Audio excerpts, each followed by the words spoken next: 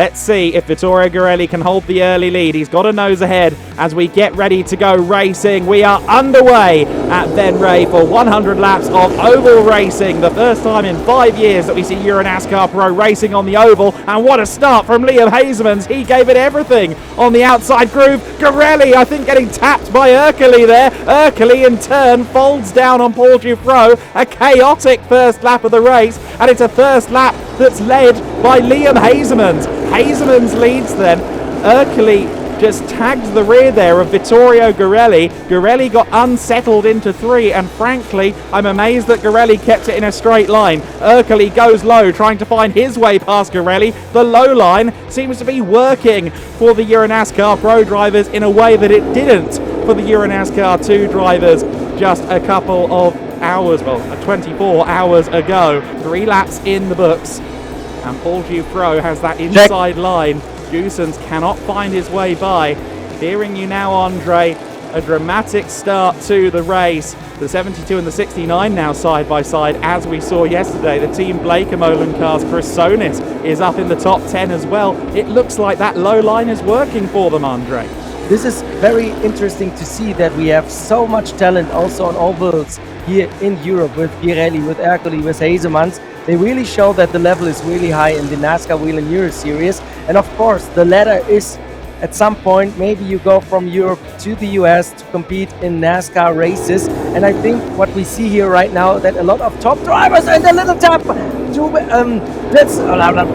Giuffreau was it? Sorry, I just messed it a little bit up. But Giuffreau tapped a little bit Vargas, and then he got past. That was a really interesting situation. Sorry for my little bit,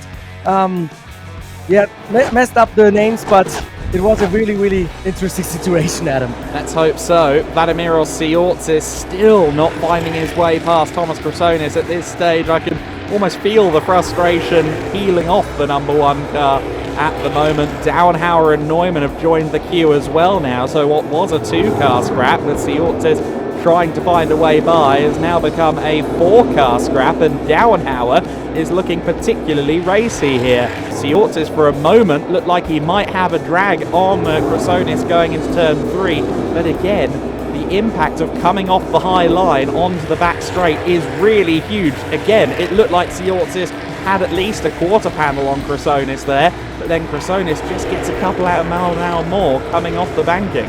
I get the impression that Siortsis has a quicker car. He's just not able to find a way around Chrysonis. Downhauer has closed in again on this queue of cars as well. So Downhauer investigating his options. Siortsis, he looks so racy, but he also has to keep in mind if he goes down in the lower groove, he may get passed by Victor Neumann. So he's managing his attacks right now, but now it's Neumann's turn. He dives to the inside. That may open also the door for Downhauer to take the place back if Neumann doesn't get back up to the outer groove. Now they are side by side. This is Downhauer's advantage right now. Yeah, Downhauer with the favoured high groove coming out of turn 2. Neumann's really going to have to do something special to hold on to this from here. Downhauer has a nose ahead. He has a car ahead. Neumann drops down. That's almost exactly what happened to him yesterday in EuroNASCAR 2 while fighting for the podium with Ryan Vargas. He will not be pleased with that. Very big pile of cars. Here comes Downhauer. Now he's going on the offensive for the first time, and he gets by Chrysonis. Now he just needs to try and get high. He does so, and he gets up and past Chrysonis into 8th position. Thomas Chrysonis now will have to yield as well, because here comes the battle for 3rd place. Directly behind him on his rear bumper, but Tobias Downhauer has been making searing progress so far in this motor race. Tobias Downhauer up to 8th position. Yeah, definitely. The pace is there, and you see who joins the battle. Thomas Toffel is there at the back of Neumann. Now the next attack, Siortsis versus Chrysonis the next time, and Neumann now tries to close the gap to Chrysonis. Maybe then he can swallow just the car of Vladimir Siortsis, the number 1 car. This is now really high-speed chess.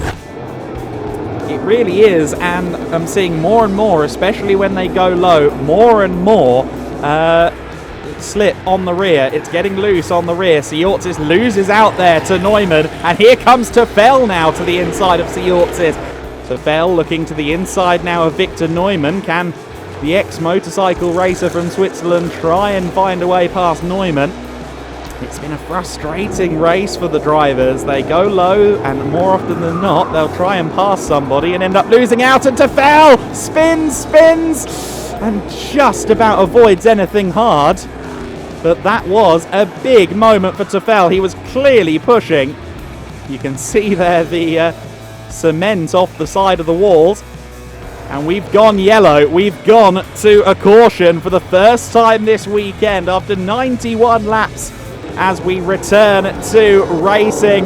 This is then a 2-lap dash, and immediately Ercole gets sideways. He manages to hold on to it though, and Paul Dufresne almost found a way by in the process of all of that. We return to racing action with a flourish there from Gianmarco Ercole, but I think he cost himself too much time getting loose there, and Hezemans, with 1 lap to go, seems to be home free at the front. He claims his first ever EuroNASCAR win on an oval.